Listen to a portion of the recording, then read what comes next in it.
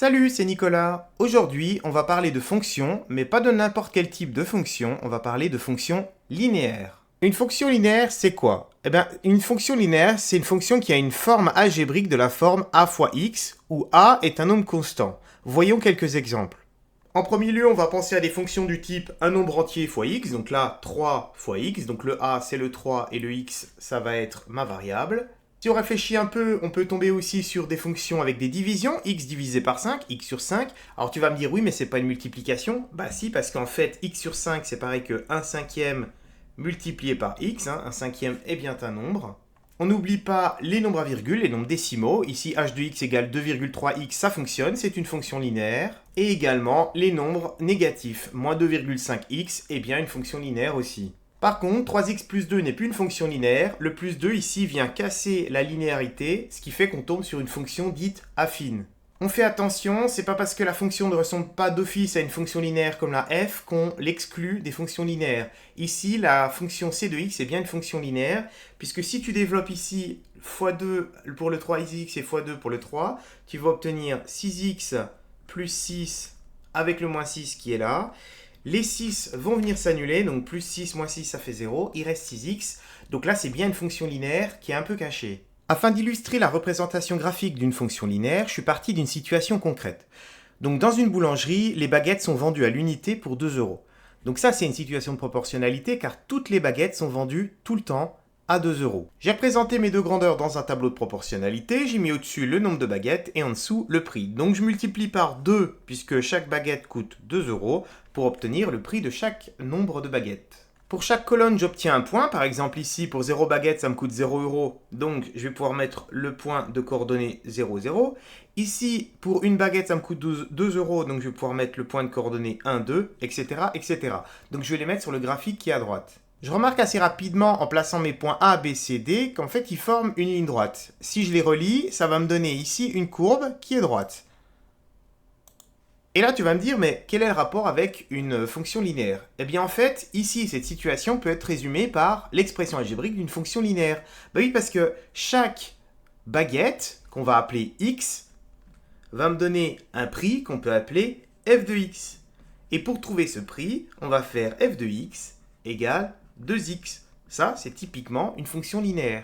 Donc en fait, ce qu'il faut que tu retiennes, c'est qu'une fonction linéaire, finalement, ça représente une situation de proportionnalité, et que quand tu regardes son graphique, il y a deux choses à savoir. Sa représentation dans un graphique va être une droite, et en plus de ça, cette droite, elle passe par l'origine du repère. L'origine du repère, c'est le point qui a pour abscisse et ordonnée 0, 0. Je te résume ce qu'il faut retenir sur cette diapo. Donc, le graphique d'une fonction linéaire est une droite qui passe par l'origine. C'est la représentation graphique d'une situation de proportionnalité, oui, parce que ça illustre une situation de proportionnalité, comme par exemple le prix de mes baguettes. Alors, il faut savoir que le petit a, ici, qui vaut 2, puisque c'est le prix d'une baguette, c'est ce qu'on appelle le coefficient directeur de la droite. Je vais te montrer pourquoi ça s'appelle comme ça. Pour comprendre comment fonctionne le coefficient directeur d'une fonction linéaire, il faut faire sa représentation graphique dans un repère. Donc je vais faire ça sur le repère d'à côté. Donc déjà, première chose, tu sais que cette courbe, elle va passer par le point de ordonnée d'abscisse 0, 0, l'origine qui est ici. Donc je l'ai déjà placé. Et ensuite, pour tracer une droite, tu as besoin uniquement de 2 points. Ben oui, parce que si j'ai 2 points, j'ai plus qu'à tracer et à relier ces 2 points, et là j'aurai ma courbe. Donc, il suffit d'en trouver un deuxième. Pour en trouver un deuxième, j'ai juste à remplacer le x par une valeur. Ici, j'aimerais calculer l'image de moins 1 par la fonction f, donc je vais remplacer x par moins 1, donc ça va faire moins 2 fois moins 1, donc moins 2 fois moins 1, et ça fait 2. Ça veut dire que je vais pouvoir placer dans mon graphique le point de coordonnées moins 1, 2. Je vais le placer tout de suite. Moins 1, 2, il est ici. Et ensuite, pour tracer ma droite, enfin ma représentation de fonction linéaire, j'ai juste à relier ce point-là avec ce point-là et j'ai ma représentation. Maintenant, pour comprendre l'utilisation de ce moins 2, qui est le coefficient directeur de ma droite, je vais te montrer, en plaçant quelques flèches sur mon graphique, comment le retrouver. Donc je me place n'importe où sur un nœud de quadrillage. Un nœud de quadrillage, c'est par exemple ici, je suis sur un nœud de quadrillage. Je vais tracer une flèche qui avance de 1 sur la droite. Donc une unité sur la droite. Et en fait, pour retomber sur ma représentation graphique, ici, il va falloir de descendre de 2 cases.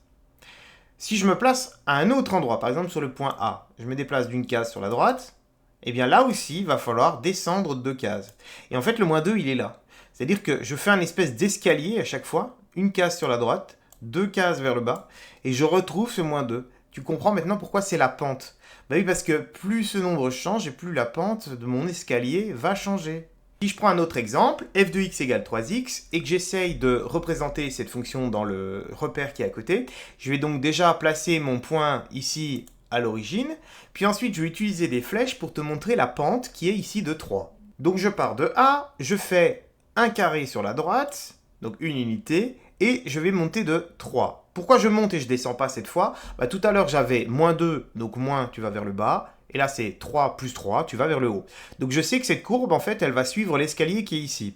Donc si je me décale encore un petit peu, je fais une deuxième marche sur mon escalier, donc une case sur la droite et 3 cases vers le haut. Tu vois que je commence à dessiner ma courbe. Ma courbe va suivre l'extrémité des flèches, et donc je vais tracer ma droite en passant par l'origine, et qui suit ici le bord des marches, et j'ai fait la représentation de la fonction f de x égale 3x dans mon repère. Maintenant que j'ai expliqué ça, ça veut dire que tu peux retrouver l'expression algébrique d'une fonction qui est linéaire lorsqu'elle a déjà été tracée. Donc là, par exemple, je sais que c'est une fonction linéaire déjà parce qu'elle passe par l'origine et qu'elle est droite. Et ensuite, pour trouver sa pente, puisqu'il faut trouver ici par combien on a multiplié x, il suffit de faire la technique de l'escalier. Donc je vais venir placer des flèches.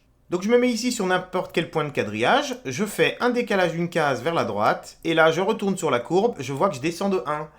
Je fais la même chose ici, une sur la droite, je descends de 1. Une sur la droite, je descends de 1, etc., etc. Ce qui veut dire que ici mon coefficient directeur c'est moins 1, et donc ma fonction f de x c'est moins 1 fois x, qu'on va écrire plus simplement moins x. Je te mets un dernier exemple à peine plus compliqué. Donc on sait que c'est une fonction linéaire, donc quelque chose fois x. Et là, on va essayer de trouver donc, le coefficient directeur en mettant des flèches. Donc ici, je place mes flèches. Par exemple, je vais d'une case sur la droite et je descends jusqu'à la courbe. Sauf que je me rends compte que je ne descends pas d'un nombre entier de carrés. Donc ici, c'est un peu embêtant. Je te propose une autre solution, ça va être de te décaler, donc partir d'un nœud de quadrillage, et te décaler suffisamment pour retomber sur un nœud de quadrillage. Par exemple ici, je vais me décaler de 2 carreaux sur la droite, je descends d'une case et je retombe sur un nœud de quadrillage. Sauf qu'attention, ici ça ne veut pas dire que mon coefficient ça va être moins 1, puisque je suis descendu d'une case, mais en me décalant à droite de 2 cases. Donc on obtient la fraction moins 1 demi, et donc du coup f de x égale moins 1 demi de x. La vidéo est à présent terminée, j'espère qu'à présent tu sais c'est quoi une fonction linéaire, que tu sais tracer sa représentation graphique, et que tu sais retrouver son expression algébrique à partir d'un graphique qui a déjà été fait. Je te dis à plus pour une prochaine vidéo, et bonne chance dans tes évaluations. Ciao!